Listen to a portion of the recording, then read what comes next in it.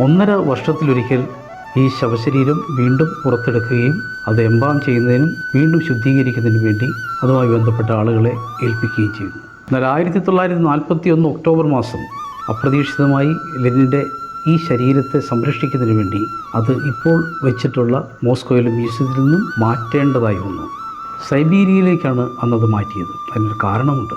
Moscow പിടിക്കുമെന്ന് Nazi പട്ടാളത്തിൻ്റെ പേരിലുള്ളൊരു അഭ്യൂഹം നാടാകെ പരന്നതുകൊണ്ടാണ് ഇങ്ങനെ വേഗത്തിൽ ആ ശരീരം മാറ്റാൻ അധികൃതർ തീരുമാനമെടുത്തത്. എന്നാൽ സോവിയറ്റ് യൂണിയൻ്റെ പതനത്തോടുകൂടി ഈ ശവശരീരം മറവ് ചെയ്യണമെന്ന ആവശ്യം ഒരു വിഭാഗം ആളുകൾക്കുണ്ടാവുകയും അങ്ങനെ ആവശ്യം ശക്തമായപ്പോൾ ഗവൺമെൻറ് ഈ ശവശരീരം സൂക്ഷിക്കുന്നതിന് വേണ്ടി ഉപയോഗിക്കുന്ന പണം നൽകാതിരിക്കുകയും ചെയ്യുന്നൊരു സാഹചര്യമുണ്ടായി.